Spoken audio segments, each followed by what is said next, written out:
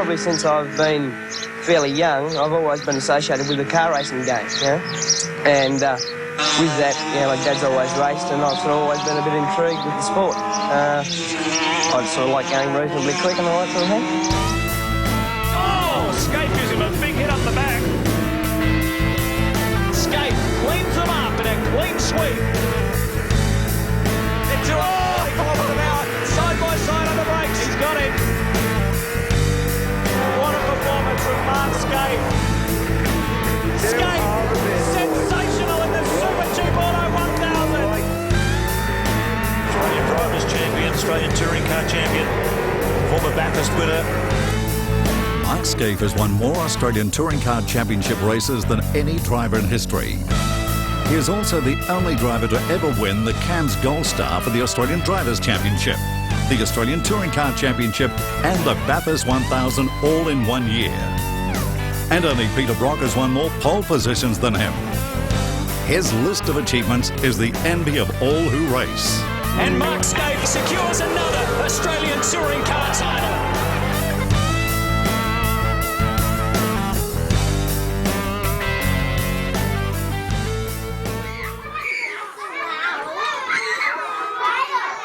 My grandfather, had tyre stores, and then my father took those over, and Dad did, a fair bit of racing in the 70s and 80s. So, I hung around racetracks watching the old man go around and watching, how the sport run and how the things all sort of worked. So I was interested from a very early age, and we were very good friends with the Seatons, with Glenn and Barry Seaton, and that whole family thing was very close. So, for me, I suppose going to the racetracks was just sort of second nature. With his father Russell guiding him, Mark started racing go-karts in the early 80s, often alongside a slightly older Glenn Seaton. As he learned more about the craft, he graduated into the Ford Laser Series. It was a great series. The first race meeting at Emery Park, there were 56 cars and could only start 26. So when you had a one-make series like that, it was cheap to buy the car, cheap to set the car up in terms of what you were supplied as part of the series. And I learned a lot from it. I mean, there were some very, very good drivers of production cars in those days. Mark Gibbs, Peter Dane, Ken Douglas, Jim Zerafos, Steve Williams. They were really good, experienced production car drivers.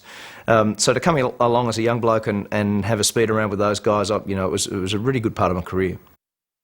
Not only was it a good experience, it brought him to the attention of one who would have a profound impact on his career.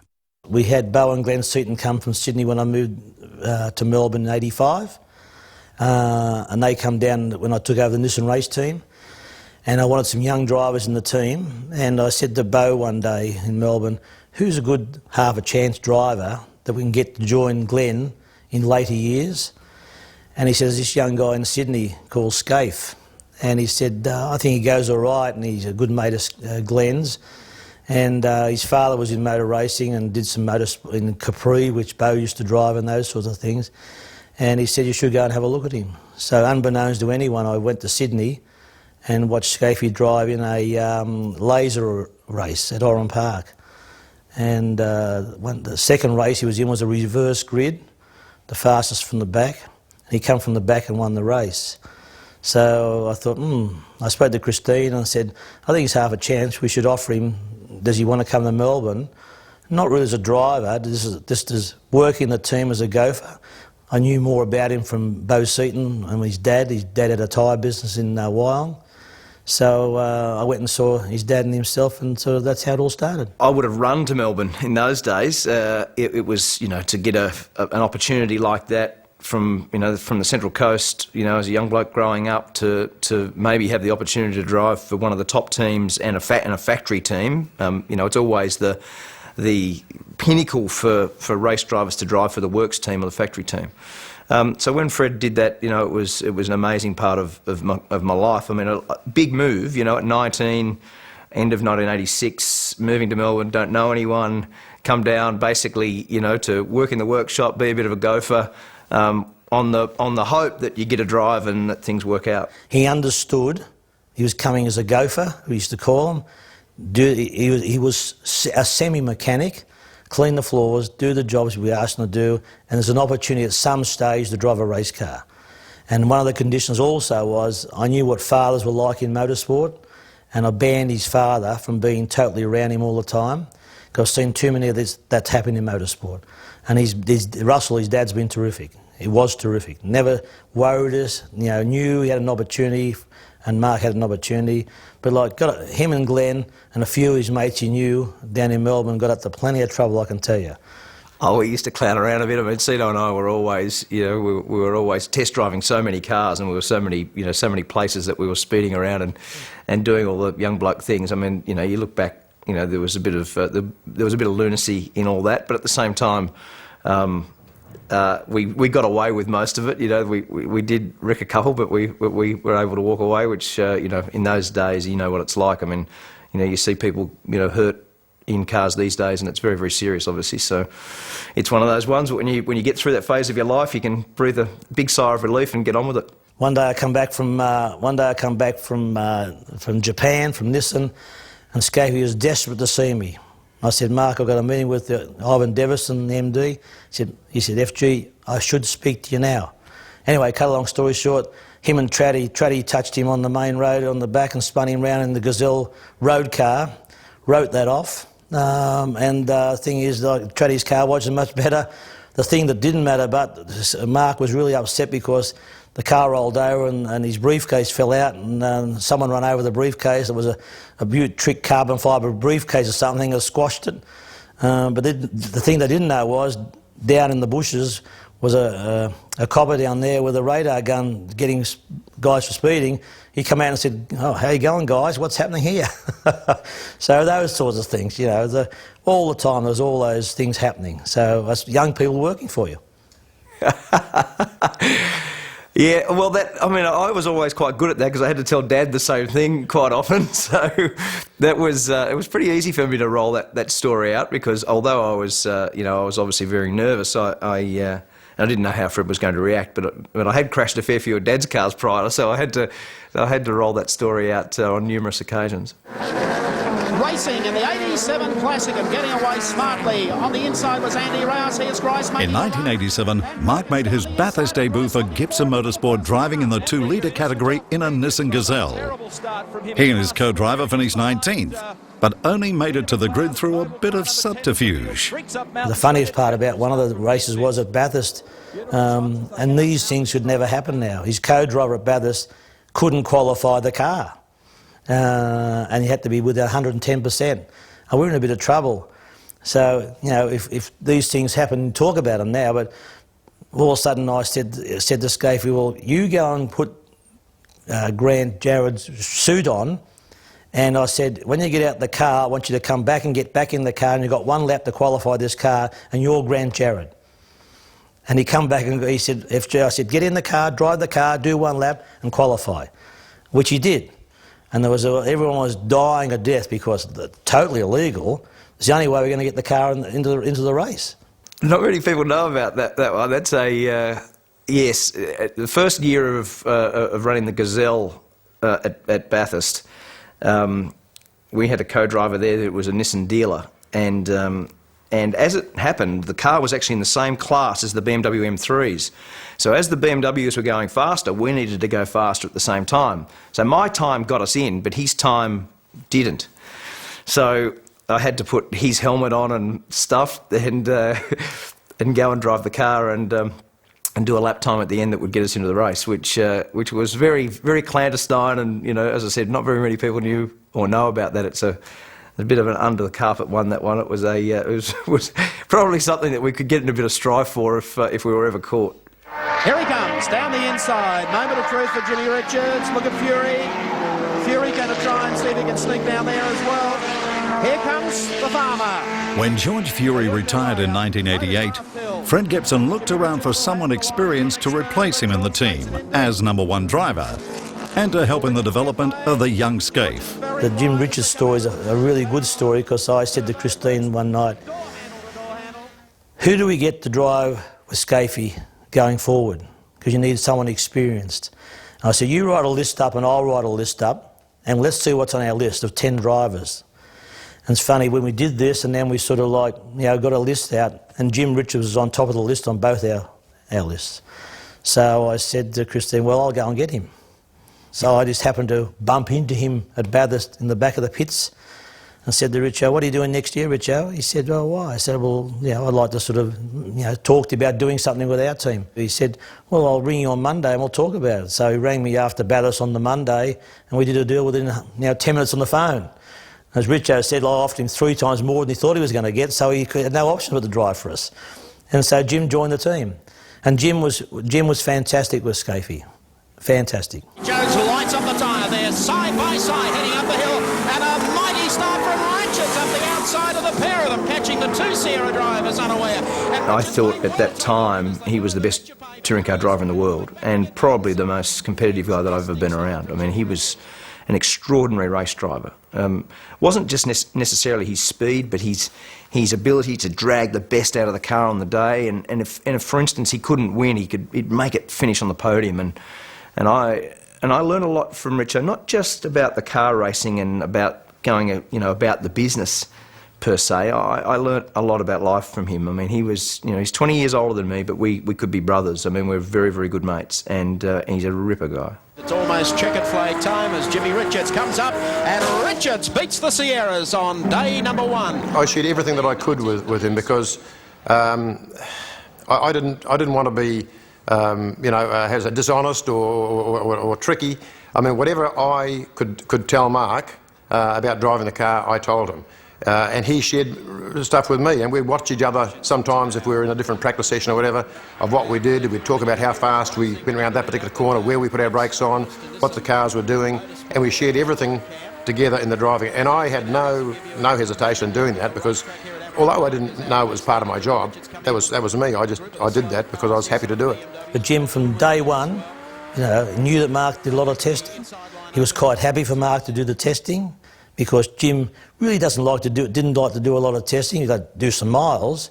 So it worked really well. And Jim would say to Skaife, mate, I think if you do this and do that there, you'll go a bit quicker.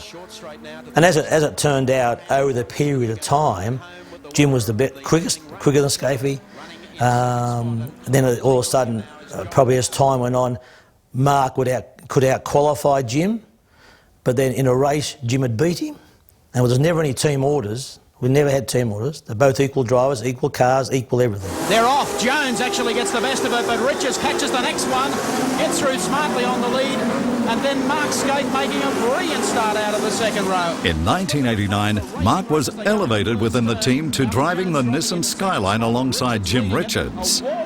Although their friendship was strong, Mark still felt Jim was the man he had to compete with. That is how close it is as Jimmy Richards gets into stalking mode, takes Jones on the inside as they make their way to Penrite Turn. My job really was to try and win races for Fred, and Mark's job really was to try and keep up and get a good result where he could. And here comes Skaife, boing straight down on the inside, gets Jones out of shape.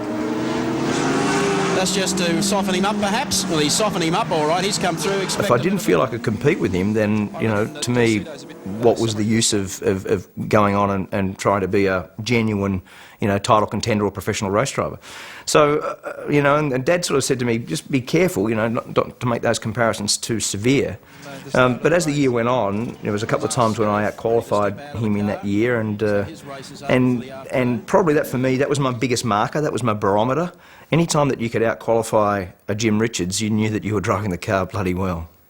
We had some fantastic races, and some of the best races that I had in those eras was with Mark, because we were both on identical cars. Mark did all the testing of the cars, so he knew them intimately.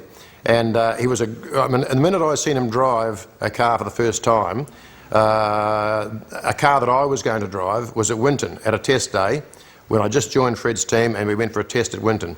And Mark ran the car first to make sure it was all okay. Then he came in and said, yeah, no, it's all okay, handed it over to me. And I was, I knew what times he'd done in the car. And when I went out, I was hard pushed the first time I sat in the car to do an equal time. So I immediately knew how talented he was, because you talk to any racing driver and you've got a high opinion of your own ability, otherwise you wouldn't be doing it. And so to have someone doing the same times just in an instant I knew that I was going to have my work ahead of me. And Tony Longhurst now under a lot of pressure from Mark Skaife in the GTR. What an outstanding debut so far for the new Nissan GTR model. In 1990, with Jim Richards leading the championship, Gibson Motorsport unveiled its new car, the mighty Nissan GTR. Describe it as... Mark was driving it in the support race at the Adelaide Grand Prix. Bunch coming into view. Oh, look at that! One of the Nissan GTRs has gone off into the wall. It is a very, very big accident. Colin Bond hard on the brakes. It is Mark Skaife upside down. Is in the ripple strip and banged into the wall there. It was coming onto the back straight. It was a very fast section of road. Jimmy and I were actually, the reason that I crashed was we were both fighting for pole position, and he'd done a lap time. I was on my out lap to start my lap effectively, and the car slid up onto the curb, broke the bottom out of the wheel, and just turned straight over on its roof, and it fired into the fence going, you know, very, very fast, and it actually started to wear through the roof of the car into my helmet, and it basically pushed the top of the car down, and once it hit the fence, I mean, it was, as hard as I pressed the brake, it didn't slow down, and it was certainly fired into the fence going hard, you know, on its roof, spun back out onto the road, and I couldn't get out. It caught on fire and couldn't get out, and a guy in a BMW called Joe Summerreaver and Colin Bond and Peter Brock actually pulled up to get me out, because at that stage the marshals were unable to open the door. So it was a pretty ugly foray into GTR land. It was a brand new car. It was a brand new GTR, and it wasn't funny then, but you go back on it now and think about it. Both of them had, you know, Jim had his regular car and Mark had the brand new car. He went out, the first lap he's gone out, and Richo radioed in. And he said, FG, Skaife's had a crash. I said, Richo, yeah, right. Because they're always up to these sort of things. And I thought, oh, yeah, right, Richo, he just got out. Leave me alone, you know, let's get concentrating. He said, FG's had a crash. So he's come past, and all of a sudden on the TV monitor, it was the Grand Prix at Adelaide, there it is, the car, he's crashed it. It's stuffed, it's on its roof. I couldn't believe it. And we had this thing where if the drivers dented the car, they owed the mechanics a slab of beer. That was the thing. So how many dints a day after a weekend? There might be 6 slabs or 3 slabs, and that's the way it was. When Jimmy reported in that I rolled the car over, and he said to Fred, you know, it's damaged, you know, da-da. And Fred, I don't think really Fred even believed him, you know, to be honest. But at the end of the day, he said, you know, how bad is it? And Richo said he owes him a small bottle shop. So, you know, the way that was obviously sort of an indicator of how bad the damage was. I mean, the car was destroyed, absolutely destroyed. In fact, I've got the front mudguard in the garage. Mark Skaife and Brocky head-to-head in the grand final at Oran Park Raceway.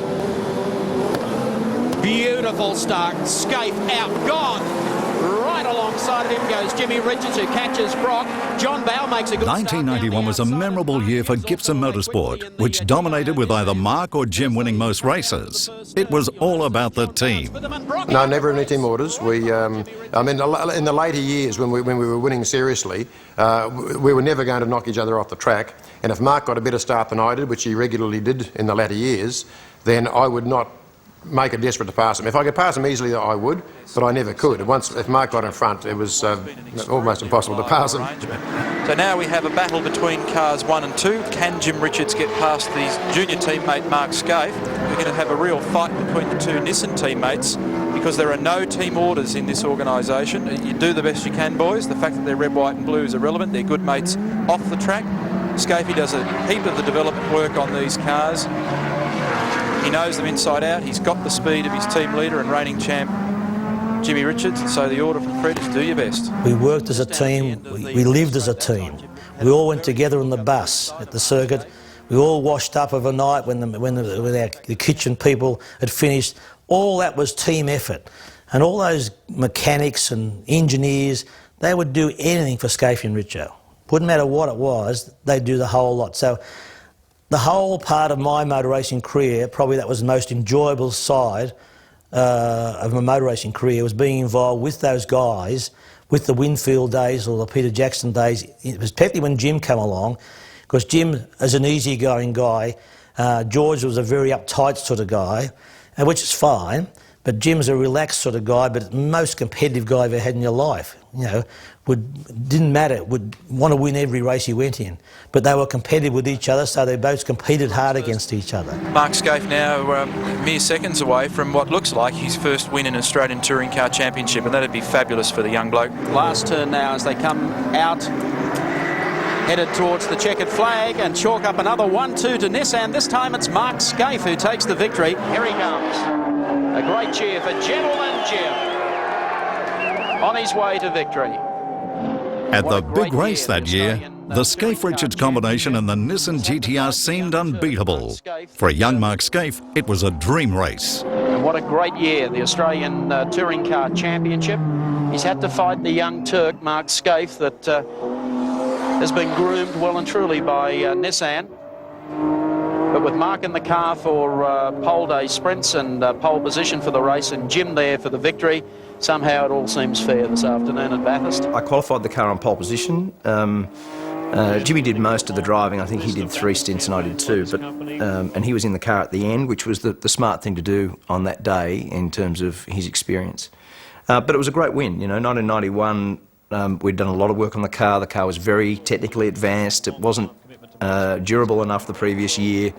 There was a huge amount of effort from everyone in the team, and to win that race, it was very special. I mean, my first Bathurst, and to do that with, you know, a mate in Jim Richards was great, and also just for the team at that time. Here he comes. The very last corner of the 1991 Tooheys 1000 at Mount Panorama Bathurst. Checkered flag, Jim Richards, Nissan, that's his car. It's a very difficult thing to explain, but it's a lot like a football club mentality where, you know, if you're successful in the NRL or the AFL and you can drag 40 or 50 people along and end up winning the grand final, it's a lot like winning Bathurst, and that whole feeling and aura, you know, from a competitive standpoint is just sensational. We're only seconds away from the start now of the Tooheys Formula Brabham series, the Gold Star series, 8 starters. As well as the Nissan, Fred Gibson thought it was wise for his young driver to get experience in open wheelers. So Mark also competed in Formula Holden with great success. Mark Skaife looking for a double this year, not only the touring car title but also the Australian Drivers' Championship crown as well. I drove open wheel cars years ago, and I loved open wheel cars. Especially you can see the wheels, can't you? So it was really good fun. But the whole thing is, I think anyone that drives an open wheel car, you've got to tune your open wheel car to how you like to drive it, and you've got all the adjustability in the car, sway bars, springs, shock absorbers, and you can do all the things you like to do in a race car you can't do in a touring car, which I used to call taxis. Because the thing is, lots of things, you know, ride height and adjustments or big adjustments you can't do because of your restrictions. Corner Skaife now all over Larkham as they come out of there. Now you get the power down. Can he make it? No, he won't. So I just thought if Mark had a drive of an open wheeler car and a program, he'd become a better driver. And then that would rub off him going back into his touring car where he'd feel like he'd have to make it go better. And why can't we do this better? And it worked that way. And here comes Skaife winding it up, pulls out of the slipstream down the front straight, takes him under power. I was quite keen to drive other cars, and it was sort of in that phase a little bit where I was sort of in between driving with George Fury and Jim were in the Skylines. I was sort of forging my way into that, but there was opportunity for me to drive open wheel cars. And Fred's expression always is that when you drive open wheel cars, you demand more of the car, which means that you tune more things. And as a consequence, it improves your driving. And Fred's been a real, you know, believer in that. And I agree with him, because essentially instead of being able to tune, say, 10 items on a touring car, there's 25 or 30 on an open wheel car. And they're purpose-built race cars. So there's a lot of what you learn about that car that tends to evolve into touring cars. So there's a lot of the demand on not just yourself, but what you feel from that car, you try to sort of emulate that over in touring car land. And I know, yeah, that does sound a little bit weird, but it does definitely make you more demanding of the other cars.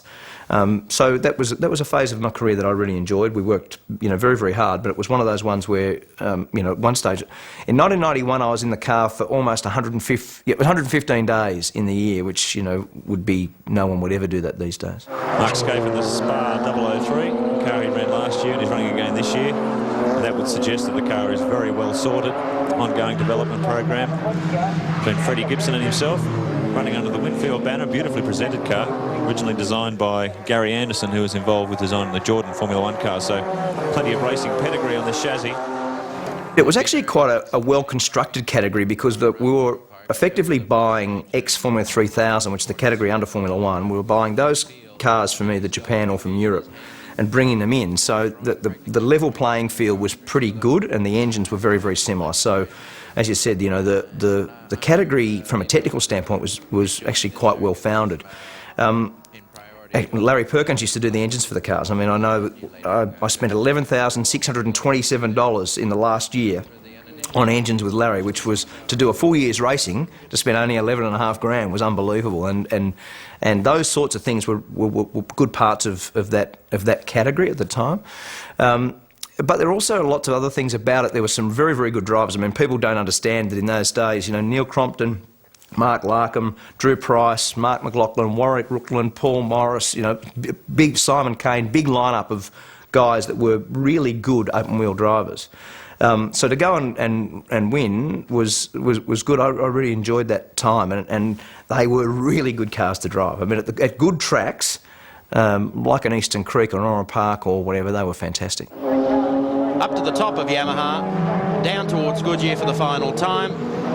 And it's going to be a win in the Tooheys Gold Star, Oran Park, on grand final day for Mark Skaife as he heads the Winfield Spa out of the last turn, beating Mark Larkham. If 1991 had been good for Mark and his team, 1992 was a true high point in a young career. Through the year, he racked up more Australian touring car victories in the GTR, along with wins in Formula Holden. Across the line, Mark Skaife. By the time he got to the 9th round of the season at Oran Park, a red double beckoned. Wins in both championships. They're off, the two Nissans. See you guys. 92 was a year that it will be in my memory forever because it was probably the best year in terms of winning everything. I mean, we won the Australian Drivers' Championship, we won the Australian Touring Car Championship, which at the time was the youngest ever at that point, and then to win Bathurst. So, I mean, it's never been done in Australian motorsport to do that. And the Oran Park win on the same day to win the Drivers' Championship, the Gold Star, and the Touring Car Championship, I was never out of the car. I was in an open-wheel car or I was in the GTR, and if you said to young guys today, go and drive the touring car, but then go and jump in that open wheel car over there, they'd think you're mad. So that was part of a lot. There was a lot of pressure surrounded by trying to win both those races, and I had to win both the races to win the series in both instances.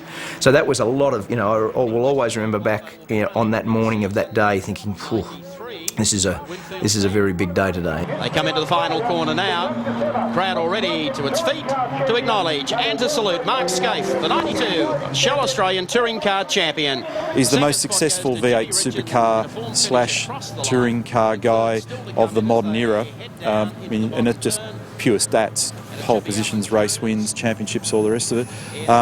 He's amongst the greatest guys in the modern era of motorsport. And I think one of the other things that's probably worth noting in this is that if you look at where Australian motorsport sits in the world of motorsport at the moment, we've got Webber doing very well in Formula 1, possibly going to finish in the first 3 in the World Championship in 2009. Got Ryan Briscoe on target to potentially become the US IndyCar champion. You've got Marcus Ambrose earning a huge reputation in American NASCAR racing. So you'd have to say that in this neck of the woods we're doing things right. We've got very competitive racing and very, very good guys who are proving on the world stage that they're amongst the very best. And so where does Skaife sit in that? Well, he's right up the top there somewhere. For Shell Australia, the youngest touring car champion in our history, Mark Skaife. Some felt at the time that the Nissan GTR was so good anyone could drive them. That was obviously untrue. But to appease the critics, CAMS imposed heavy weight penalties on the team. From Amaru Park, heat number 2. And the line goes the Nissan, out and gone, the pair of them. There goes the third Nissan up on the inside. No advantage with four-wheel drive, they say. Don't you believe it? In 92, we had a lot of what was success ballast. So they were putting extra weight on the car, they were handicapping the car to try to slow the car down. They limited the turbo boost that we could have, so limiting the engine power, plus they put 1,500 kilos. The car was massively heavier. I think it was homologated at 1,260 kilos. So it had a massive weight penalty, and anyone that said in those days that we weren't driving the cars hard were kidding themselves, because to drag those big cars along, and when you lose control of a big car, they've got a huge amount of momentum. The inertia to regain control is very, very hard. They had smaller tyres than what our current cars have got. They had no aerodynamics on them, had very similar speed, very similar weight. And as I said, you know, when you did lose control of them, they were very, very hard to drive. So we were really, between Richo and I, pressing on bloody hard, and you know, we copped a bit of flack that we were in the best car, but at the same time, I know that we were driving the cars very well. It was an iconic car, whatever it had, 650 horsepower or something, all-wheel drive, twin turbo. You know, it was a state-of-the-art machine, and obviously it's one of those little kind of chapter markers in your life that you go, that was pretty special. But I distinctly remember getting in it and thinking to myself, okay, let's go, let's get into this thing and see all these magic numbers appear, and it'll make you look like a hero. And it couldn't have been further from the truth. I actually found it quite a difficult car to drive. You needed to get your head around how to get the most out of it. And I don't know what day it was. I think in those days we might have started on the Wednesday or the Thursday at Bathurst, and I remember sitting out the back in the transporter with Skaife and the boys and Richo, you know, dejected and, you know, hand on the head, worrying about where all the pace had to come from. And I think the cure was had a beer, had a laugh, and then went back the next day and found a chunk of time. But both those blokes, both Richo and Skaife, drove the car very, very well. Engines come up to rev, so they get off the line. Seaton makes and muffs the start, and it's Johnson up on the inside of Perkins with Mark Skaife looking for it, but he'll drop back one spot. The 1992 Bathurst 1000 was to be the last at the mountain circuit for the turbocharged machines. It also turned out to be the most controversial. Johnson Sierra is the only car that can take the battle up to the Nissans at this stage. This first hour is going to be an absorbing contest. See if Johnson wants to try and break the back. Well, Mark Skaife ducks down the inside, and he will lead the great race as they come across the line for the third time. The cars, to be honest, were absolutely brilliant cars and prepared by Fred's team, but they were a very expensive car, and you could say that the amount of people that we needed to work on and service it was a lot bigger than any other team that went to Bathurst or in the Touring Car Championship. But 92 was good in several ways, where we knew we had a car that was going to be capable of winning the race. We had a lot of extra weight in the car, so that was a little bit of a no-no in a way. But after practice we knew that we had the pace, but of course the conditions changed so regularly that we would get a half a lap lead, and then all of a sudden the pace car would come out for a crash, and the race would be drawn back up tight again, and we'd have to start the race all over again. But we'd led the race all day, and then I forget what lap number it was, but it started to rain, and we were due to come into the pits on a particular lap, and the other car in our team was driven by Neil Crompton, and he was doing a fantastic job, but I was supposed to come into the pits on the lap before I crashed. But Neil had come in. He decided that he was going to come in because it was raining too hard. So he came in the pits, and I had to do another lap because we could only service one car at a time. And it was on that lap that the rain absolutely came down, pelted down, and I crashed into the wall at the same place as Dick Johnson crashed into the rock. Oh no, Jimmy Richards has hit the wall. And it basically tore the front wheel off it, and the oil cooler was in the same places where the front wheel was. It tore that off it, and so I tried to stagger back to the pits, and I knew our race was over, and I got down onto Conrod Straight where the rain was even heavier, and the car just took a gentle slide and floated off into the wall. And I think before we actually hit the wall, the race had been red flagged, but that was unbeknown to me. I would expect we might see a red flag. I can see them stopping this race. Yes. They must stop the race. This is it. This will be the end. The red flag will be out before we finish our next sentence, I would say. Well, now, if that happens, what they usually do is backdate the race by a lap or so, which could well see Jimmy Richards and Mark Skaife still taking victory. Listen to the crowd, the top of the hill. This is the kind of send-off, and I don't want to... Oh, no. Oh, no. Sometimes you just don't know how the officials will determine a certain thing, whether they're going to restart the race or, you know, whether the race will be called off or whatever the circumstance was going to be. So we were pretty savvy on knowing the rule, as in who was leading before the race was called off. But when they actually made that determining sort of timeline of when the race was actually stopped, we needed to ensure that we were leading on that lap, which we were. Red flag is out. Oh, no. Just get out of that. Marshall will get hit if he doesn't get over the fence. It's now famous that, you know, the reaction, you know, I walked up to Jim and he got out of the car, which he was brought back in, and his look on his face was just morbid, you know. It was sorry, mate, you know, and you know, it turned from that sort of terrible, disheartened, crashed out of the race look to absolute elation. And you know, when I explained that, you know, that we'd won, and all of a sudden his face, you know, lit up, it was a great moment for both of us. And here's our winners, Mark Skaife and Jimmy Richards. I thought that I'd just ruined our chances of winning the race, and knowing, you know, and I was up with the car, and the safety car picked me up and brought me back to the pits. And when I come back there, I climbed over the wall, and I was pretty dejected, thinking I was going to get a clip around the ears for crashing the car. And Skaife came running across the pit saying, "We've won, we've won." I said, "What? There's no way." And anyway, when you think about it, when the red flag comes out, everyone knows the regulation. The race is taken back to the last time past.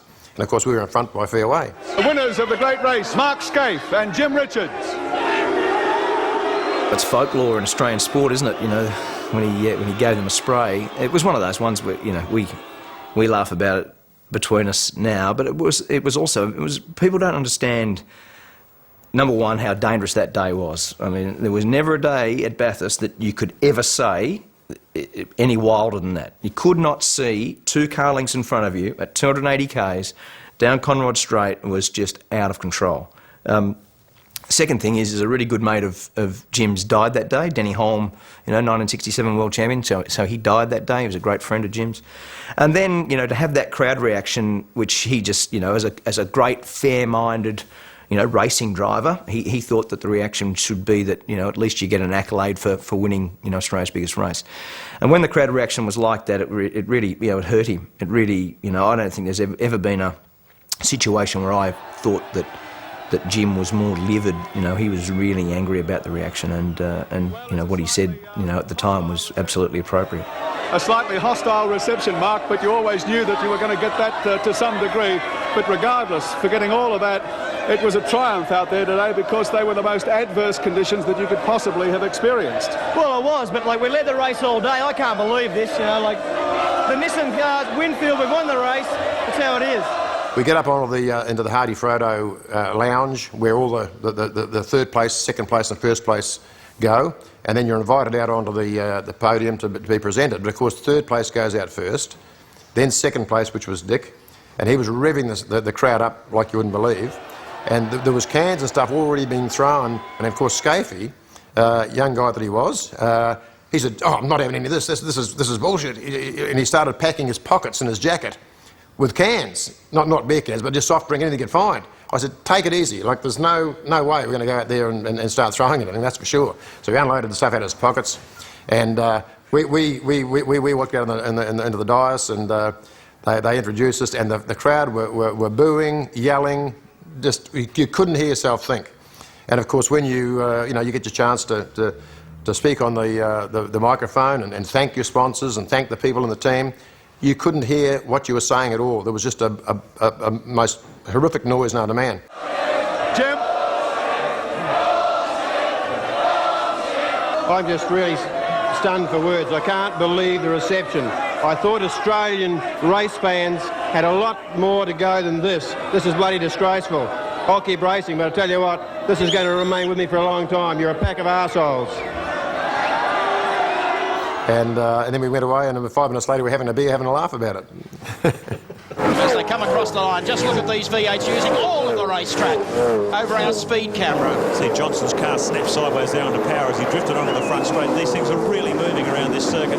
Mark Skaife has been the fast guy Friday and Saturday. With the category redefined in 1993, Gibson Motorsport started a new era with the V8 VP Holden Commodores. The interesting thing was that we went and bought stuff as a customer outfit, effectively. We went and bought front uprights from Larry Perkins, a diff housing from Ron Harrop, a first engine from HRT. We put all that in the car and rolled out and were the first Holden at the first race meeting. And that will stay with me forever, because everyone used to say, you know, these guys are only winning because they're in a Nissan GTR, and at the first race meeting you can roll out with an absolute customer car. There could have been 20 Holdens as good as ours on that day, and we went to Amaroo Park and rolled out to be the first Holden, which, as I said, was an amazing achievement from all of the team to swap completely from Nissan to Holden in only just a few months. And Glenn Seaton. Whoa, very hard on the brakes, and there's more body contact there. The front spoiler starts to come. Look at Glenn Seaton.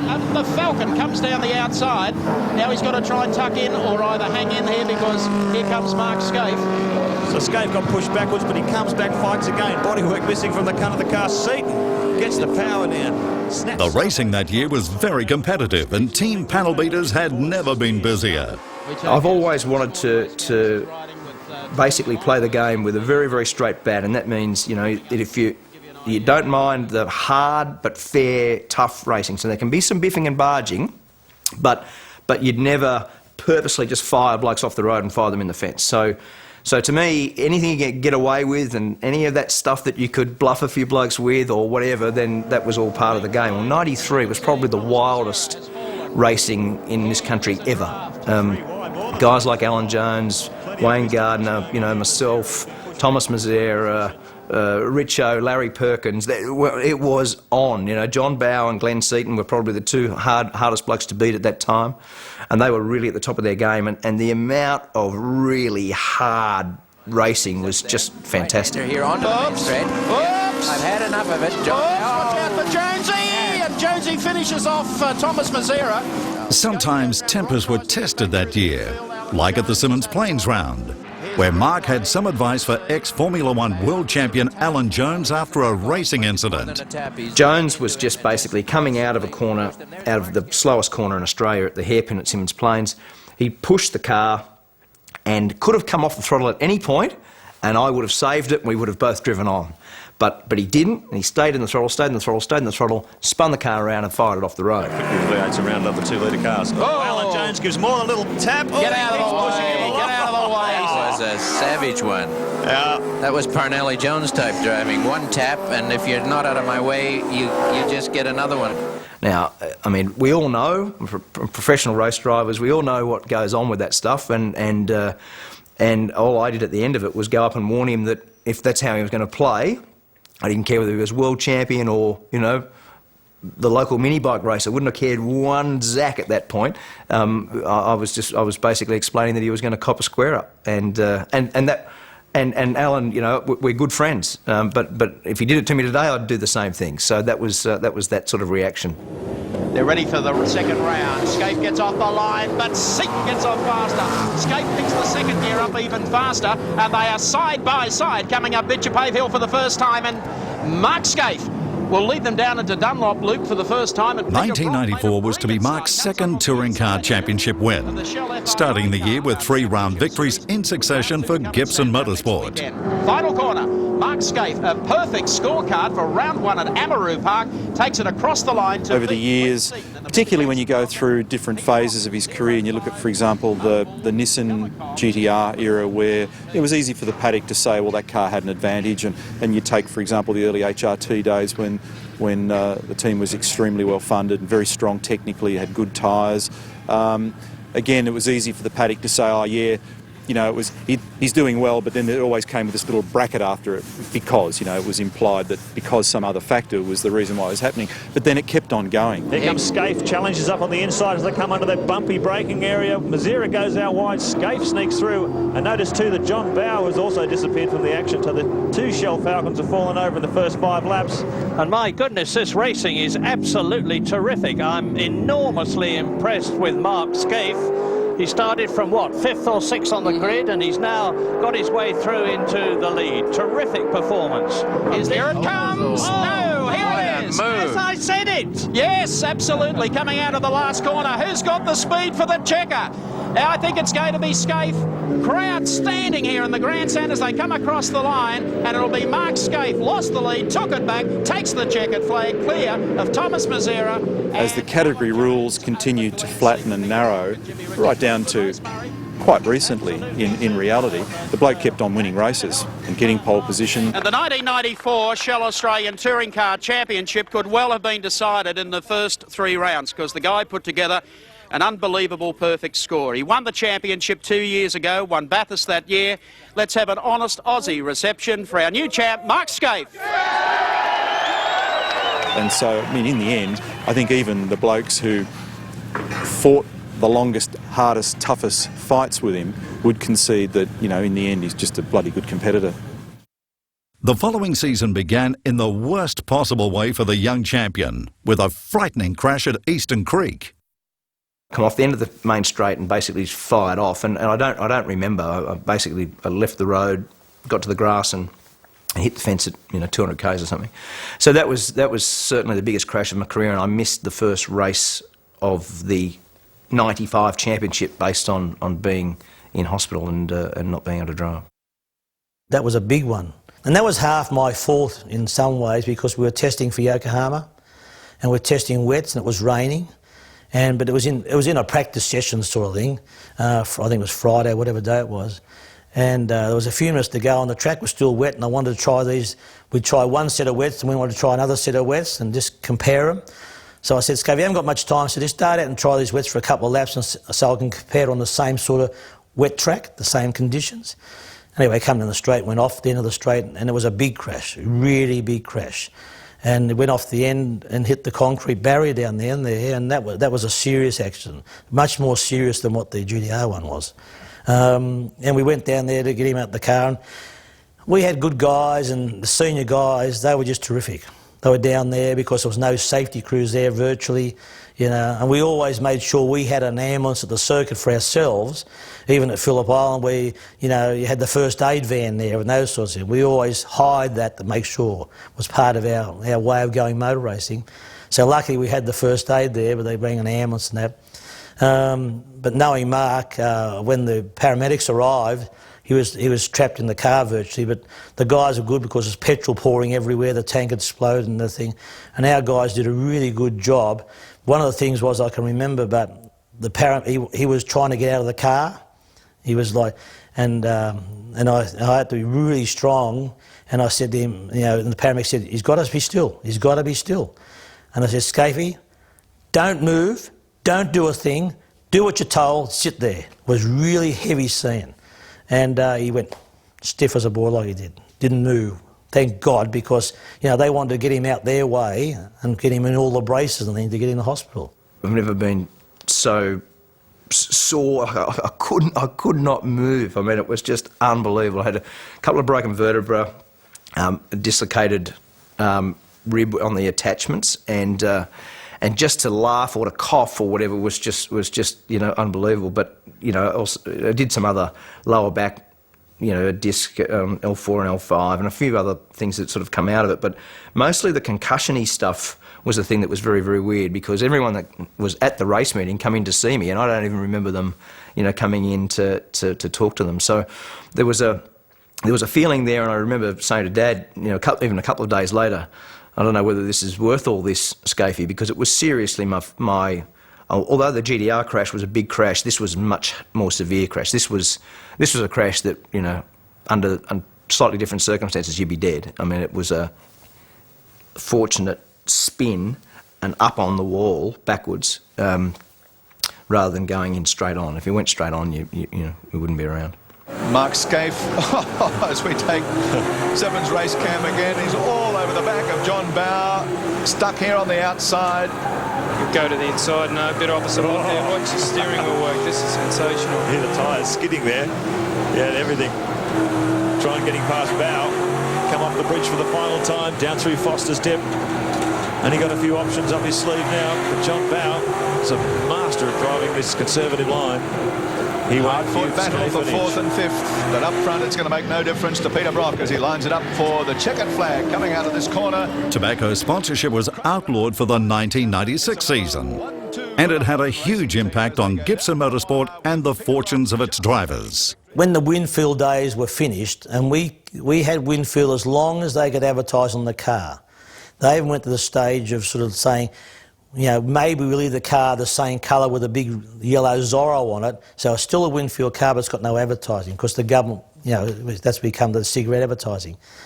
So we knew that year they were going to be gone, and probably what I should have done was save some of their money looking forward to the future, but thinking we were the best team in the country, which we were.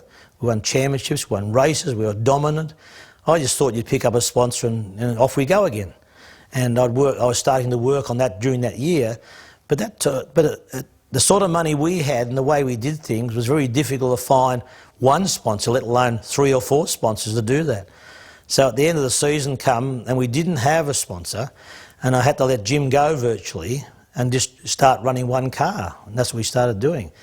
And we were struggling. Gardner now is getting swamped by Skaife as well. He may have a problem here. Well, possibly he missed a gear or something happened. You know, the speed difference isn't that much. Great move by Skaife down the inside. Around goes Longrose. I probably learnt more in that 12 months than I had in any other part of my career. I had this thing that racetrack success would just generate its own funding almost. And although that may have been naive in the time, the thing that really hurt us mostly at that point was that when we were sponsored by a cigarette company, we didn't have secondary sponsors. There was only really Holden that was our secondary sponsors.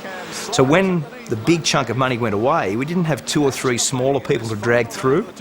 And other teams at that time, HRT had Mobile and Telecom. Dick Johnson's team had FAI and Shell. So they basically had dual sponsorships that if one of them pulled out, you could pretty much top it up with other money or other opportunities. But when we were basically a red team that was total cigarette money, and it was so controversial at the time, no one would spend their money to be on the car with you. So we had to fund the whole lot, which, you know, in those days was about $4 million, which was a lot of money at that point. So, you know, that was a time where, you know, Fred and I really struggled. We went from, I don't know, 35 or 40 guys back to about 10 guys. That's our new champion, Craig Lowndes, and he'd like to go out a winner today.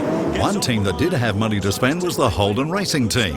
And at the end of 1997, it offered Mark a place, which meant the end of the Gibson-Skaife partnership. The man ending that partnership was Holden Special Vehicles Managing Director John Crennan.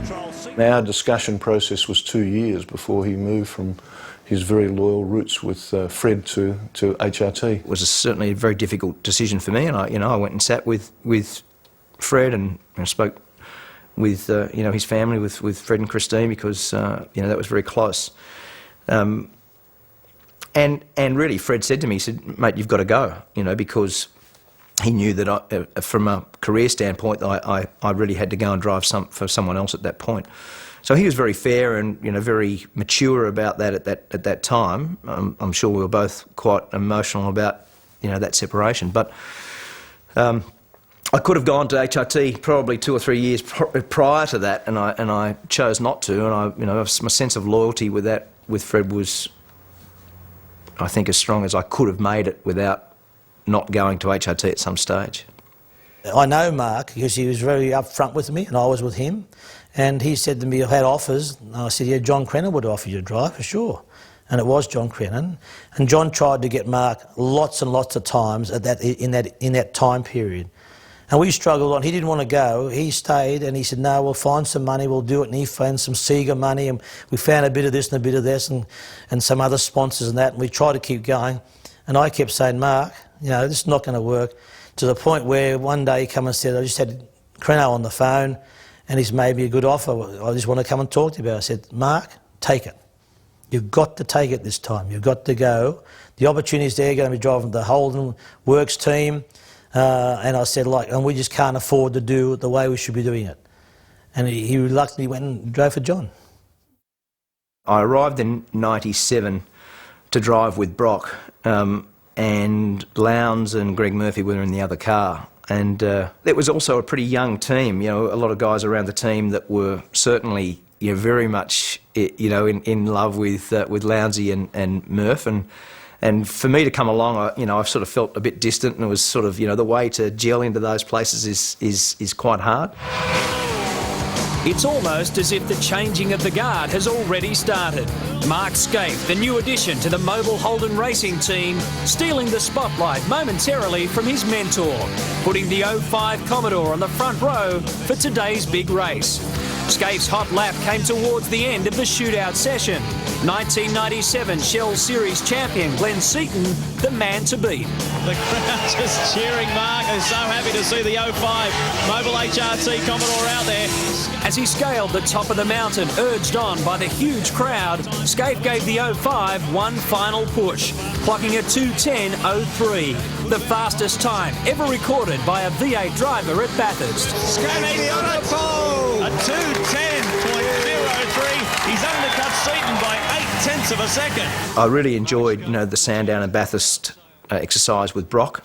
You know, we were on pole position at both those race meetings. You know, arguably should have won both those race meetings. So it was an important phase for me to come in and, you know, to stamp some authority and drive the car well. And I really enjoyed. You know, the car was bloody good. I mean, it was a lot better than our car, and the tyre was just fantastic. I mean, we'd come from Yokohama at that time, which, you know, they weren't that competitive, and very much the Bridgestone was the tyre to be on. So coming in 98. Craig Lowndes was in Europe in 97, come back, he was the white-haired boy, and the whole team, you know, was very much, you know, Craig Lowndes-ified. But I loved it. And away they go. And the first corner here is going to be... Look at Skaife, look, JB. I had 5 pole positions. I didn't do a good enough job of setting the car up on those tyres in that first year. And in terms of how we competed, it was fierce. It was fantastic. I mean, I really enjoyed it. He was very, you know, he is a very, very talented guy. With the hairpin, Lowndes gets real close, breathing heavy down the neck of his teammate. Gets a good run out of that corner too. He's getting up alongside car 5-0, but not close enough. Skaife gets the hammer down. They're going to go almost side by side with the sweeper. Look at Lowndes, one last desperate try up the inside. At the end of 97, you know, we were trying to stay, at that period, we were trying to stay back in Europe and redo another season with Formula 3000. That didn't look possible, because obviously we're going to come back, continue back in VA supercar land, and my teammate was going to be Mark Skaife, which was, you know, for me it was an interesting time, because, you know, I was coming from a European program. I'm trying to stay there. Mark's obviously coming out of the cigarette fallout and struggling and getting everything organised, and being and known and raced against Skaife in the early days, I knew he was going to be a tough bugger. Let's see how Mark Skaife goes. Red light is on. Green light, away we go. Skaife got away from the look at it. Right the back. Look at that, Lounsey. It was very testing for myself and the team. But again, they excelled on all of that. Racing each other, they were both... it was a great period for us to be in, to be honest, because you had 2 very talented blokes, very different in a lot of ways in the way they approached their racing. But certainly fierce rivals, you know, and it lifted the team. You know, you had the team, you know, 1 minute Craig would be faster than Mark, so Mark would be toiling with his car and putting pressure on his engineers to come up with some adjustments that would make his car quicker than Craig's, and likewise Craig would do the same. So when you have that sort of rivalry in a team, and you've got to be very careful to manage it, there were times where, you know, on-track incidents between the two of them were hard to handle. Well, looks like Mark Skaife is well on his way. He's going to do it. His first ever Shell Australian Touring Car race win at Phillip Island here. Lounsey's not giving up though. Has a look on the inside. Will he pull out of the draft and have a run at his teammate? Here we come. He pulls out of the draft. Craig Lowndes. He's not going to have enough though. Mark Skaife does it. They loved it and we did too. And it really, that was some of our best years.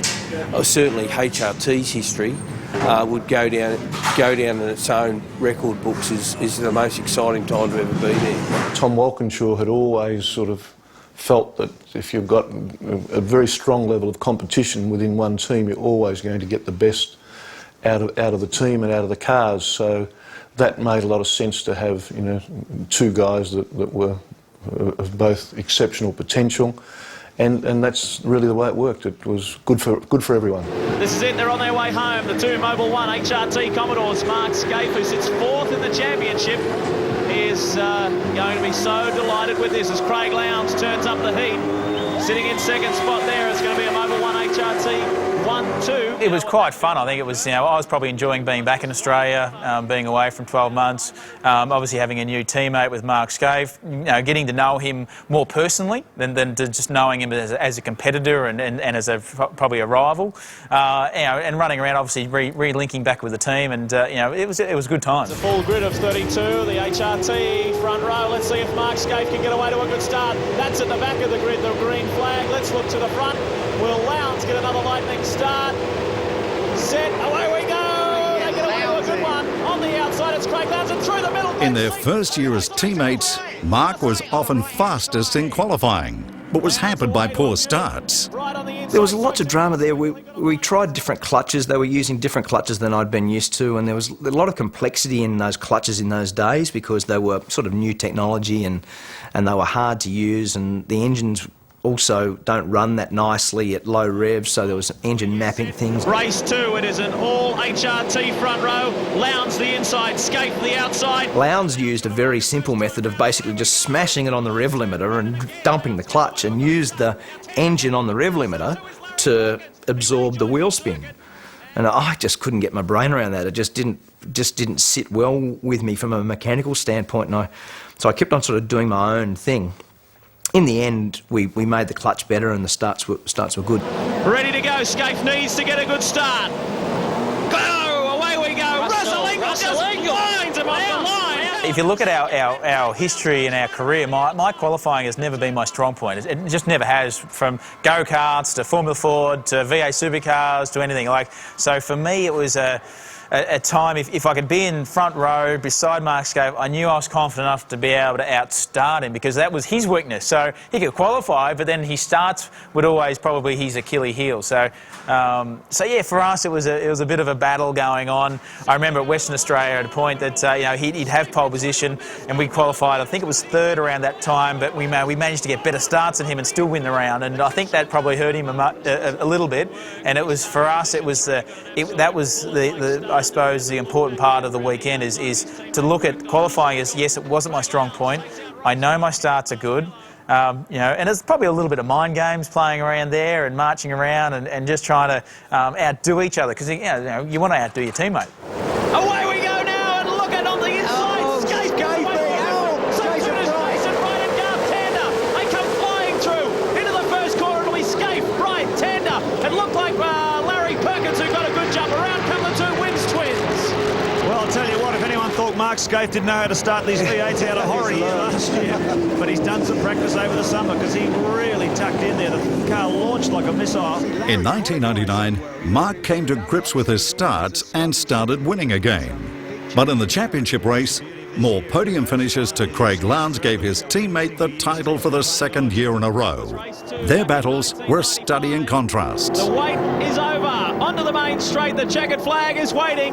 The Mobil 1 HRT Commodore Mark Skaife from pole position to the checkered flag. Well done, Skaife. I suppose I'm a little bit more laid back or easygoing, where Mark was a little bit more intense and a bit more, not necessarily focused, but he was always trying to find that last tenth and everything else, which I always was, but I was just approached it in a completely different way. I'd sit in our debriefs in a trailer. We'd have obviously the computer monitors and the squiggly lines and all the stuff that we look through, and I'd be like, my engineer at the time would be saying, look, you're losing a bit of time to mark here, or you're a little bit better here, or where out. And I think, yeah, and I say, look, I need a bit more turn, or I had a bit more oversteer than what I wanted. And you go, all right, we'll do this, and this, and I go, okay, fine, walk out of the trailer and go sign autographs. Where Mark would be going, yeah, but if we did this, is that going to upset this, or how's it going to react to that? And he'd be a little bit more, I suppose, intense on how to make it probably a perfect car, which we never get perfect cars, which is always the way. But yeah, so we had a little bit, not almost like chalk and cheese, I suppose, but we complemented each other. Like, we helped each other. We pushed each other to newer levels. I think we both then pushed the team to newer heights. We're always striving, obviously, to win races, win championships.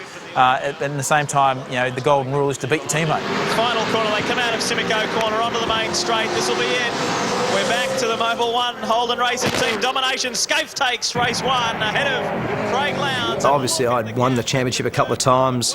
He was the young Turk, he was into it, and we got on very well. I mean, the level of respect there and the speed of trying to beat each other. I mean, there was a real competition there. I mean, one of the races I'll always remember in the wet at Phillip Island. I mean, we were just absolutely out of control. It was absolutely hosing, and we were so far in front of the field it was unbelievable. And we were at it. And from a team standpoint, all you could hear Jeff Grech was saying, "Slow down, slow down, slow down," trying to get us to both quit, but we certainly weren't quitting.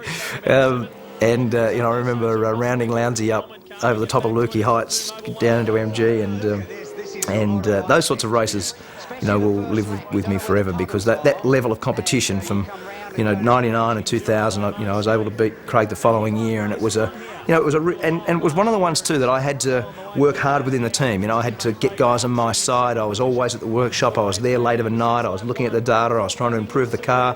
I wanted the car to be more like the style of car I wanted. Craig and I do have slightly different styles. He drives the car in earlier to the corner on the front tyre, and I tend to drive it more classically and then drive it straighter off the corner. So there was a lot of that sort of stuff that I had to make sure that I got the best, from the car. And as time went by, there was a lot of work that went into that.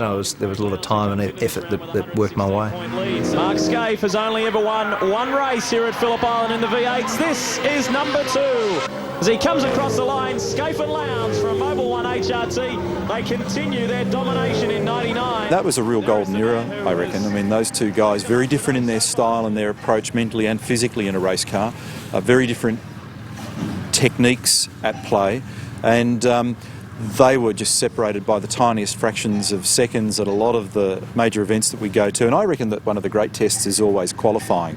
Forget about the whole sort of 50-lap thing or 100-lap thing. I mean, let's put all our cards on the table, get your guys in a row, get your machine organised and lay it on the line for 90 seconds or 120 seconds or whatever. You need big cantaloupes, you've got to stick your chin out, and you've just got to go and do the business. And that's instinctive and talented and intuitive. And both of them were in some amazing wrestles. And then, you look at racing, which is another thing, again, which does have an element of luck and traffic and weather and all kinds of other factors in there. And again, the two of them, floating to the top constantly. So I thought that was a great period in our sport. And the two of them earned huge respect with fans and with sponsors. And they had some great battles. They're fabulous. Will it be Lowndes or will it be Skaife, or will we see the likes of Russell Ingall charge through? We are all underway and it's green. A great start by Tanner. A drag race between the Holden Racing teammates down into turn 1 for the first time. The Holden Racing team drivers kept on winning, but in 2000, Mark was the one who consistently finished on the podium and took out his 3rd Australian Touring Car Drivers' Championship. But HRT have certainly got a good base package to start with, and all they do is fine-tune it. And Skaife, who's brilliant behind the wheel, gets out there and does what he does best. He will take out race 1 at Oran Park. The competition was getting stronger and stronger, and Mark, in a lot of sense, I suppose, inspired our team with Lounsey, obviously, and Brighty to progress, and we kept on progressing, and it was very enjoyable to be a part of. Here's Mark Skaife, folks. He's going to take out the round. He takes out race 3 as well. Well done to the Holden Racing team. It was good to win it for another team. I mean, if you said over 20 years to only drive for 2 teams is fantastic. For me, from a loyalty standpoint, I take great pride in, from the Gibson days, winning then in Holden, from Nissan to Holden for Fred, and then going to HRT and then winning, three championships with HRT. So that was a fantastic thing. And the factory feel of that, the factory support, the Holden allegiance, the loyalty and the real support that we got was very, very good. Skaife now will feel the pressure as they come through centre chicane for the first time. Murphy right in behind. behind him. One race in 2000 stands out as perhaps Mark's best ever. It was the Clipsal 500 in Adelaide. As he had failed to finish in race 1 on Saturday, on Sunday he had to start at the back of the grid. That was our best race, you know. I mean, when you start as an underdog, not that we had the speed, but way from the back, you know, at the back of the grid, very last car, you knew you had a challenge in front of you to pass all the opposition, and they were good opposition, and get our head around the strategy and take advantage of someone else's disadvantage. That was probably go down one of our most exciting races. So the woes for Mark Skaife continue. Third last season, has not won an endurance race or a championship since he joined the Holden Racing team, and this year that was very high on the to-do list. You can see by the look of his face there. Well, he would be painfully aware. Remember what happened last year when he didn't have a good result here. That cost him the championship. The previous year, crashing out of the race cost me the championship, so I knew how important the next year's race was going to be.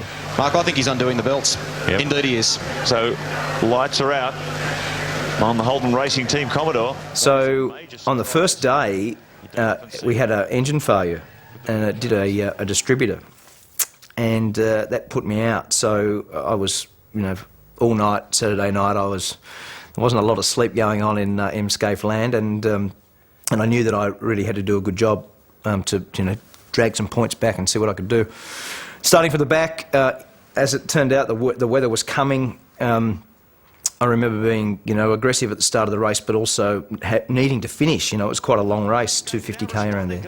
And in the rain, it was probably, if there's a standout drive of my career, that would be it. Into Mistral turn. Look at Murphy getting a little bit sideways under brake. Skaife trying to make a move down the inside, and the Kiwi shuts the door, says if you're going to do it, Skaife, you're going to do it the tough way. Skaife's through though. Skaife's gotten through. There were lots of great passes. There were lots of moments. I mean, I can't explain it to you really, Charles, because when you're in the car and you're operating at such a high level, the car's on the slide everywhere. You know, it's a street circuit, and you miss the fence here by this much, and you miss it here by this much, and you've got control of it to such an extent that you can. The car's on a string. You can do whatever you like with it. Skaife, he heads into the final turn. Mistral corner. The Holden Racing team are on the wall as they await their driver, Mark Skaife.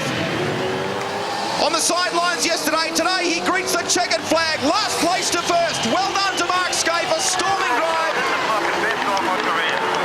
And he said the best drive of his career. To come from last and win there, probably you'd mark it down as my best drive ever. Former teammates and a new lap record for Craig Lowndes. Is this guy fast or is this guy fast? The 2001 year began with a couple of major changes.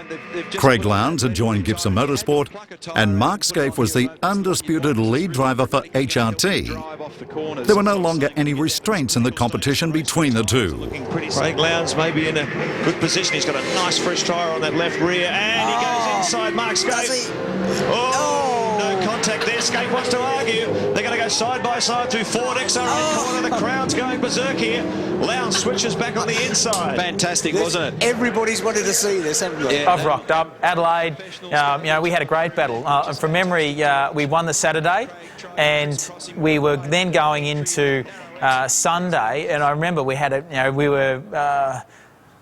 he was leading me in the race. I was second. We'd gone through the first chicane, up Wakefield Drive. We'd gone right. We're going left, but as we're going left, before we went right again, I'd set up to start doing this switchback. And of course, we knew each other so well. We knew each other's habits, bad habits, good habits, driver abilities, everything else, what they'd be thinking.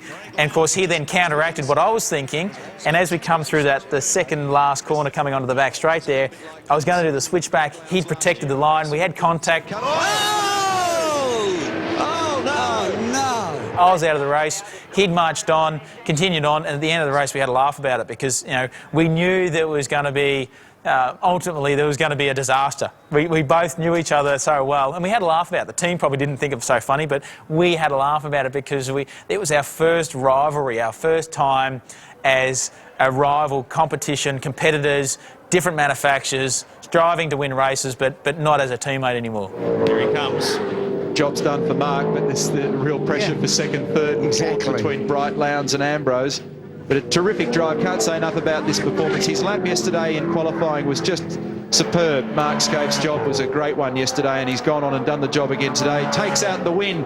For Mark, they were halcyon days. The team just kept performing and the wins kept on coming. Remaining, the checkered flag is out for Mark Skaife. He's going to take the third and final race of the GMC 400 for 2001, and Skaife does the business. It was an amazing period. I mean, the cars were great. The competition was fantastic because Lowndes and I, were obviously, trying to beat each other. Lowndes went to Ford, which probably raised the stakes for me because it was almost more competition based on going to Fred's team with Lowndes. I promise you I've never worked so hard with the guys to make sure that we could go and beat those blokes. Holden Racing Team fans give him a big cheer. He's absolutely dominated proceedings here as he points it toward the start-finish line to take victory in race 1. In the days when Mark was running, he was the best driver in the country, no doubt, absolutely no doubt.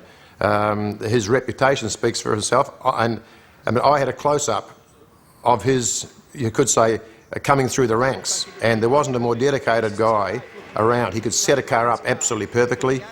He could read data with an engineer like no one else I knew, and that's why I'm a Mark Skaife fan, because I had something to do with his coming along through the ranks. And he was one of the best drivers Australia's ever seen. A driver of his calibre going to a team of that calibre, Holden Racing Team, that was always going to be a recipe for success, no doubt, especially with, as I say, with Mark's determination and drive. So, needless to say, it was a success and was for many, many years. So competing against it for a period there, myself going back to where Mark started with Fred Gibson for a couple of seasons and trying to compete against the HRT juggernaut was pretty frustrating. Well, Bradley Jones is still there, but some 3 seconds behind. It is as good as over. Mark Skaife, and look at the car. There's not a nick, there's not a dent, there's not a scratch on it. We said that they were playing a conservative strategy earlier. They didn't challenge any passing manoeuvres. They let people get through. They didn't want to fight. They didn't want any conflict, and they played a smart race. What a sophisticated strategy. What great driving from Skaife and Longhurst. This is one that they will remember forever. For the great race that year, Mark teamed up with Tony Longhurst for a nail-biting victory, virtually ensuring another championship as well. Winning with Tony Longhurst in 01 was, we were almost out of juice, and it was a great race at the end. They know that they have got it. And Mark Skaife says, we have done it. We have done it. He comes across the line. He's never won a supercar. He has now. Skaife and Longhurst do it at Bathurst. In season 2002, Mark emphatically started out where he left off, winning an amazing 5 rounds in a row, racing towards his 5th championship title. On his last flying lap around Eastern Creek, a circuit that he's just dominated at for the Holden Racing Team. And Mark Skaife becomes the only man to win 4 times straight at the same circuit. Holden Racing Team domination. But of all the highlights that year, nothing compared with the thrill of teaming up with an old mate at Bathurst once again. Skaife rang me and asked me if I'd drive in the team, and I said, oh yeah, I'd absolutely love to. 10 years after we'd won together in '92, it was it was a very special win for both of us. It's hard to explain that whole thing about being co-drivers and the bond that you have like that. I'm sure it's a lot like other sports or other things that you put so much effort in, and there's such an extreme condition applied to you for that weekend and for that day to not make mistakes, to do the very best job you can, and to come out with a result. For he and I mean, we have a beer today, and we still relive those memories. It's certainly very important. And Mark Skaife is going to do it for the Holden Racing Team. Jim Richards will collect his 7th crown. Mark Skaife will collect his 4th individual crown. This will be their 3rd Bathurst win together.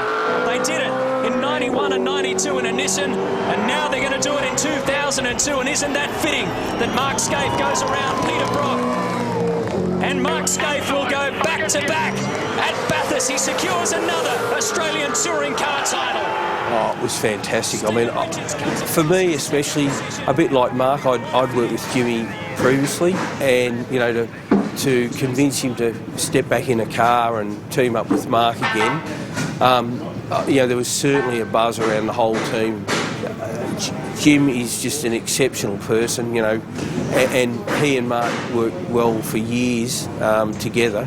So for both of them, it was a pleasure. You know, they felt proud that they were both with each other, and certainly the team felt proud to have them both in the car, and then to get the victory on top of it was just a dream come true, really. How good was it getting back with your old mate there? Didn't he drive well?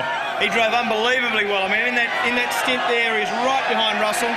And he's driving as well now as he's ever driven Marco. He's driving fantastic. All right, let's get Richo in. Jim, what do you want to call them now? A pack of nice souls. Pack of lovely, lovely people. That was a special, special time because, you know, I'd, 10 years before Skaife and I had won in our team, and then Mark had invited me back in his team to co-drive with him 10 years later, which is, you know, a long time. So that was special. It is time to cash in at the Clipsal 500. It looks pretty even from the word go, although Mark Skaife has got by. Marcus Ambrose will go into turns 1, 2 and 3. They're 3 abreast. They sort themselves out. Skaife through. In 2003, the owner of HRT, Tom Walkinshaw, ran into financial difficulties and a new owner had to be found. That owner was Mark Skaife, who, along with his driving duties, became the boss. Quite an extraordinary race. We've had 5 safety car periods. We've had people crashing into walls, crashing into each other. The BA versus the AU, the VX and the VY. But it's all red in the grandstand because, again, Mark Skaife is the man. Thank you. Just fantastic. The car was bloody good today, fellas. It was a decision again that I would do again tomorrow. Most of the decision for me was about trying to keep the team together and the culture of the team together. There were a lot of people trying to buy the team from Holden at that point. Holden had said to me that it was very important to keep this triangle of people together, which was myself with HRT, John Crennan with HSV, and Jeff Greck with Holden Motorsport, which was essentially the engineering business that ran the technical stuff for the team. And I did everything I could possibly do to try to keep all that together and to keep the linkage between HRT and HSV as good as it can be. I also, you know, I mean, I had guys coming up to me, guys in the team that, you know, they had mortgages, you know, they didn't know about whether they were going to have jobs. I mean, it was a very destabilising, difficult time for everybody. As you probably know by now, he's the new owner of the Holden Racing team. And effectively that means, as the boss, this is his first race victory for HRT. He might give himself a pay rise. Thanks, boys. Bloody excellent. And again, I would make the same decision again tomorrow. It was, although it was hard, lots of different elements to my life in terms of the business aspect of it, and the overall workload was incredible. But again, I'd still put my hand up and say that was the right decision for everyone. Mark expects everyone to give 110%, because he does. That's what you ask Richo that now, Mr. 110%, we used to call him. When he's driving the car or whatever he does, 110%. Go, go, go, go, go, go. Watch the exit line, mate. Murph has been black flagged as well, mate. Murph has been black flagged as well. He knows what he needs the car to do for him to achieve results, and he shows exceptional leadership amongst the team that's around him at the time, whoever that is. Obviously he's been at a few different teams, but he tends to get the best out of people, and they rally to him to, I guess, get the best out of him, and that's how it seems to work. You know, he seems to get all that happening together, and it's produced phenomenal results over the years. As team owner, Mark often mentored several young drivers who came into his team, including Garth Tander. But one of the first to come into the team was an impressive youngster in Todd Kelly. This is Todd Kelly having a crack at Rick down the main straight of Sandown. Into the braking zone now. And younger brother has to give way to older brother. Well, as Mark had Jim to show him the way a little bit, I probably had Mark. You know, I was quite young when I started off at HRT still, and really Mark, not only me, but all the drivers around my era, my brother as well, who was in the Clayton establishment, but he showed us a lot of the qualities of how to be a race car driver. And it's not just the technical stuff, but his attitude and how he goes about it, and how he looks at his own racing and his competition, and then when you leave the track, if you've had a bad day, you know, how to process all that and get on with it. And he was fantastic to be around, and it certainly showed all of us young guys a lot of stuff. And at the end of the day, these guys, both Skaife and Todd Kelly, have shown that they've not only got themselves the car speed and the setup and everything back in order, but also the pure determination and skill to hold off challenges like that in awful conditions. What a finish.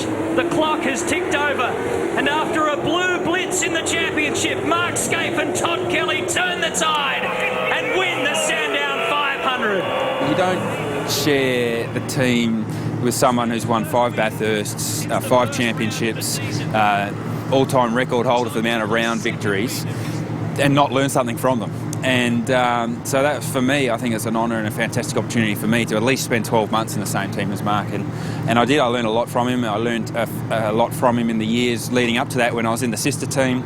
And just the way he goes about it, his professionalism and his preparation and his dedication to perfection. And you know, he's one of the most organised people I know. And whenever you sit down and have a meeting with him, everything's all laid out and everything's just right. And he's very, very prepared and very well organised.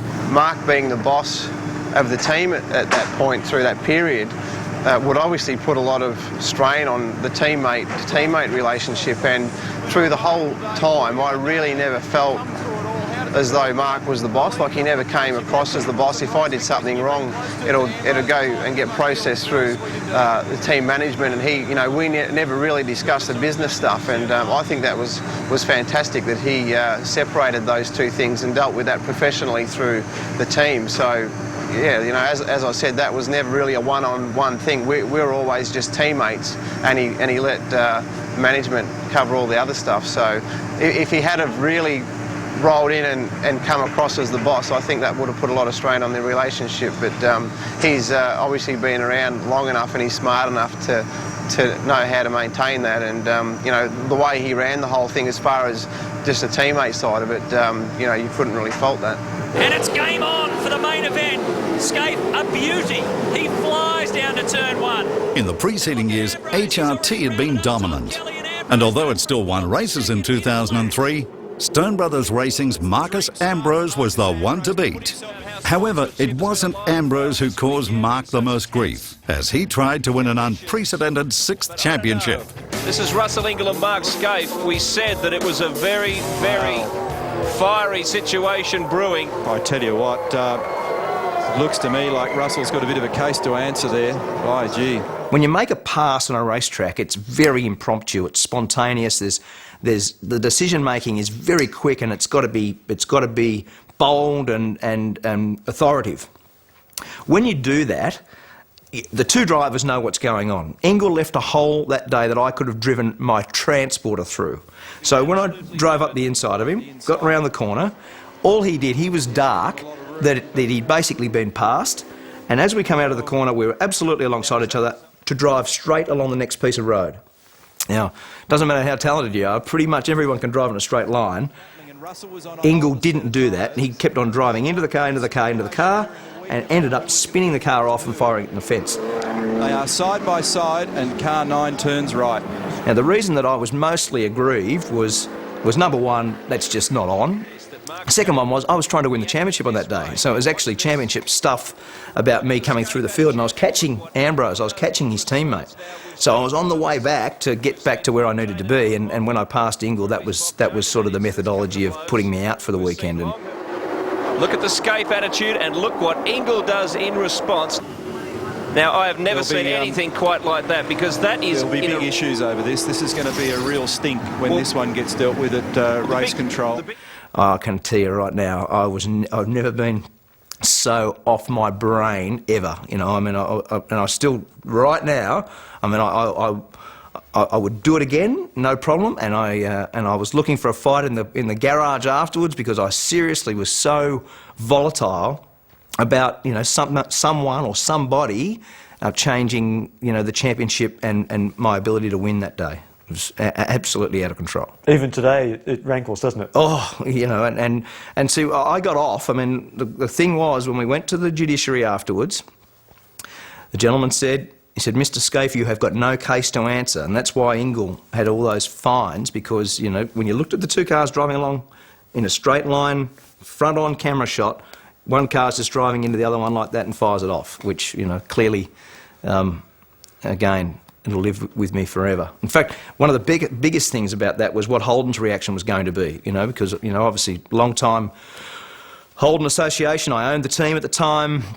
The German managing director, Peter Hannenberger, was, you know, very hardcore racing guy, and I thought this was going to be the biggest drama of my life. And when he saw me, he come up and he was almost in tears, and so was I. He just basically came up and gave me a big hug, and he said, Mark, he said, I know this means so much to you, and you know, that will also live with me, because that sort of loyalty from Holden, you know, was very, very important for me at that point. Look at Skaife, he's getting very sweaty. He's closer to Ingle than he's been for a long time, really muscling him as they come out of the elbow. A win at the Mountain could erase many of a season's low points from the memory.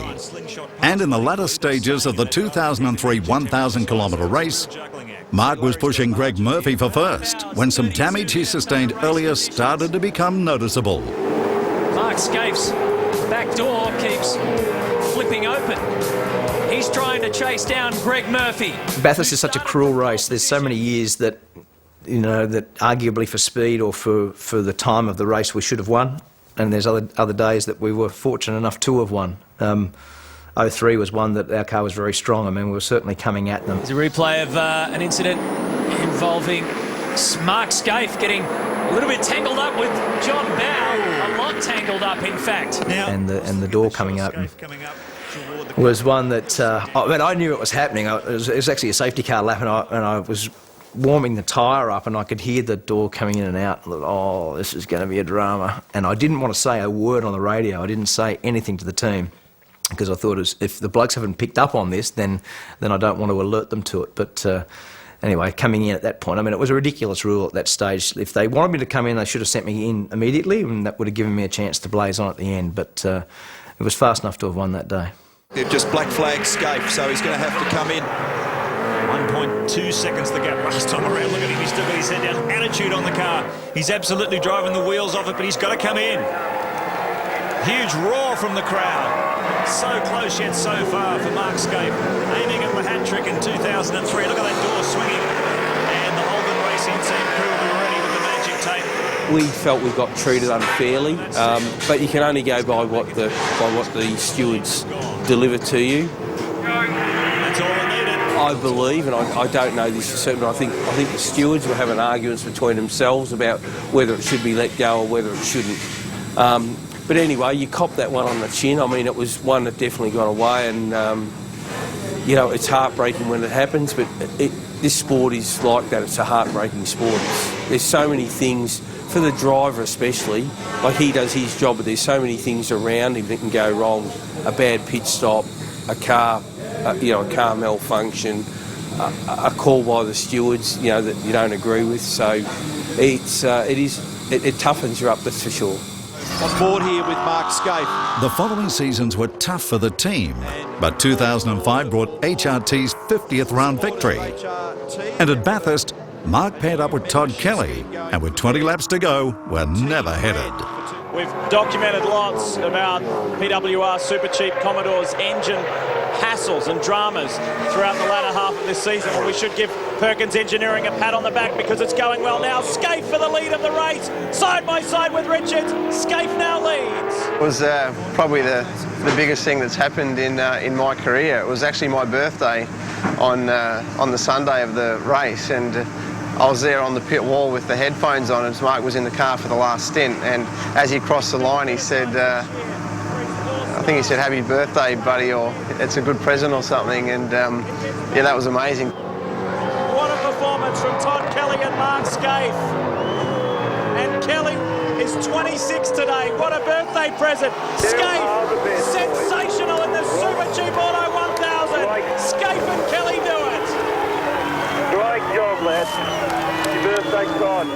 For what he'd just done, won the race, for him to you know, to say that over the radio as soon as he crossed the line was, you know, just goes to show what the guy's like. It's fantastic. The winners of the Super Cheap Auto 1000, Mark Skaife and Todd Kelly. There were more victories in the following years, but for Mark, something was missing. Always an intensely competitive person, he started to feel he was less consistent and started to think about retirement.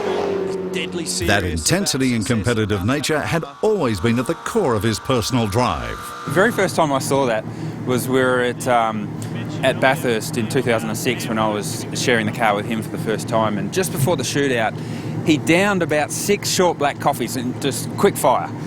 And he was really amped up, and as he would be after 6 short blacks. And I sort of said to the boys, is this bloke all right? Is he okay? Should I get dressed just in case there's a drama? And they said, no, he's always like that. He's just pumped up and ready to go. And that was seriously impressive. And then he went out and stuck the car on pole. So he had long had a reputation for his intensity, his preparation, and his single-minded determination for the job at hand. And that was a very intense example of how he goes about it. But out in front. Great job, Skaife. Welcome back, mate. Great turnaround. A great mate of mine actually says to me, "You're a very below average loser," which you know is probably pretty right. And you know, Jim used to say all the time. Richo used to say, you know, coming second was the first of the losers. So we always had lots of sayings around that stuff. But you know, I would also say at the same time that I've commented over the years that there are blokes that would sell their mother to win a race. You know, to me, I can look, you know, straight down the barrel and say, you know, that I've only ever done that in a way, in terms of winning the race, to do it in the fairest and hardest way, meaning that, you know, I wouldn't do what was, you know, against the rules or against the better part of my racing or the sport to win a race. So that part of it's also really important. I mean, I think, you know, at the end of the day, if you go and see Glenn Seaton or go and see John Bowe, go and see Jim Richards or go and see whoever, Craig Lowndes, and, you know, have I ever punted them off? I've never punted them off. We've certainly had a rub and a bump, but we've never been launched off the road. Has he got enough grip left in this Pertec Ford to hold out the Racing Team Commodore? It's going to be a drag to the start-finish line. He's opened up a car length on Skaife. And look who's there as well. Jason Bright comes alongside to put a little bit more pressure on turn number 10, the final turn. It's been punch and counter-punch. You've got Marcus Ambrose. We've not always seen eye to eye by any means, and on the track we've had our fair share of little instances. But Mark, without a doubt, is one of these guys that you know you can trust. And, you know, you go head-to-head with him any day of the week on any track, and you know it's going to be a fair fight. Have you ever played pool with Mark Skaife or any form of thing with Mark Skaife that involves a bit of competition? It's it nearly always ends up in a little arm wrestle on the floor or something like that, and it's always that competitive edge that he wants to make sure he's number one. So, here comes Russell Ingall. Look at this, look at this. Within 2 laps, he has caught Mark Skaife after passing Jason Bargwanna. I'd say Skaife is in a pretty big... Oh, he's got the inside run! How good is that? I don't think you could find a more competitive or a more intense teammate than Mark. And it's always hard when it's so competitive and you've got that guy right beside you, and you really compare yourself to them in qualifying and in the races and everything because you've got the same equipment. And to maintain any sort of relationship with your teammate on a personal level is extremely difficult, and that's one thing that was really interesting with Mark. You know, it's the only teammate that I've ever had that before every single qualifying run he'd walk over and shake hands and say good luck buddy, and you know, he just goes about it so much differently to most other drivers, and through the whole period I don't think we really had one blue. We got along well, and there was always, you know, good intense but, you know, friendly competition between us, so it was fantastic. Well, Russell Skaife, Mark's father, is here watching, and he will be very proud of his son as Skaife cleans them up in a clean sweep at Oran Park. 3 from 3 for Mark Skaife. He's doggedly determined. You know, he's a guy with 100% razor focus on what he does, and he doesn't let go. You know, he gets a mission, he gets missile lock, and, you know, he points at the goal and that's it. He's going to get there. So, yeah, he's one of the mentally strongest guys that I've ever seen in sport. He's a very tough character, and, you know, he fights for his corner. In his career, He'd amassed more Australian touring car wins than anyone else, 87. He'd been the fastest qualifier 41 times. He'd won Bathurst 5 times and shared the record for the most championship titles. He was also the only driver to win the Drivers' Championship, the Touring Car Championship and Bathurst in the same year. It's a record that others will find very hard to match in years to come. I'm really humbled by it. You know, I'm very proud of what I've been able to achieve in a sport that I love. I mean, it's just a game that I've got incredible passion for. So I'm very I'm very happy that that sort of turned out as I would have liked, and I feel you know, very lucky that you know, I've been able to be around some great people and some great teams to have achieved those sorts of results. I mean, it's been a fantastic ride, and I really, you know, throughout that phase, I've got lifelong memories that you know, will live with me forever. Beautiful start. Skaife outgone. Tony Longo's now under a lot of pressure from Mark Skaife in the GTR. It's going to be a win in the Tooheys Gold Star for Park on grand final day for Mark Skaife. Mark Skaife, the number 2 Shell Australian Touring Car Champion. Looks like Mark Skaife is well on his way. He's going to do it.